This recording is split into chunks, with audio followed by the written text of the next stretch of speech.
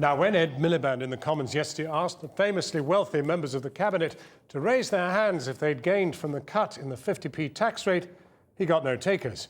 So when George Osborne made himself available for one of his increasingly rare interviews this morning, he faced the same challenge, and this time declared that he did not qualify for the top rate.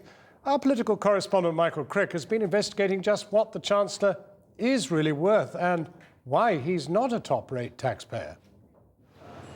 Will David Cameron gain from axing the 50p tax rate? In Cumbria today, he repeatedly refused to say. My own salary, it's all published, it's on the record. I cut it by 5%, I've frozen it for the whole of the Parliament, and I'm quite content to leave it there. But all my interests are declared, and all of them are known about. So you're Thank you. benefiting from the 50p tax break. Meanwhile, back at Westminster, Ed Balls resumed the attack on George Osborne with some questionable knockabout. The Chancellor is not Robin Hood. He's the Sheriff of Nottingham.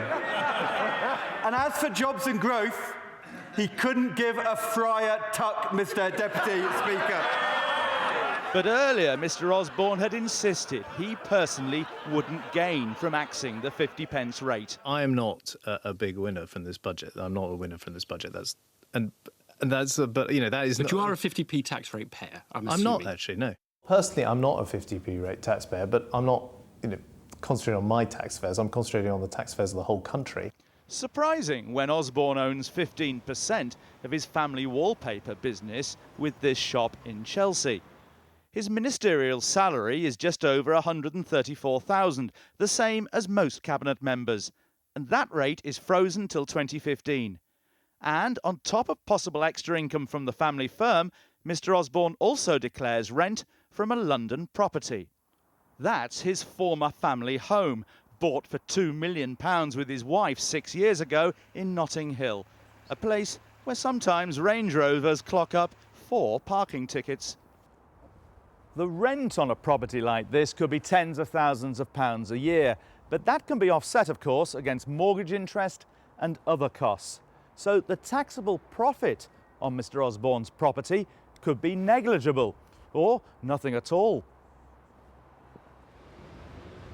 As for his shares in the family wallpaper business, well, that made a loss last year and didn't pay out a dividend.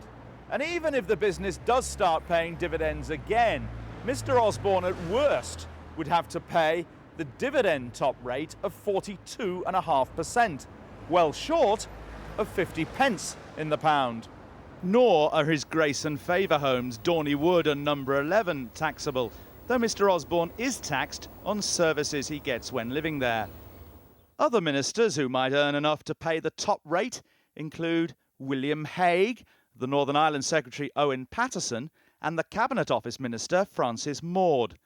And spouses who may pay the 50% rate include Samantha Cameron, a creative director with a stationery firm, and Miriam Clegg, a top city lawyer. With good accountants, perhaps few of these pay the top rate, which rather makes the government's point about how few people do pay it.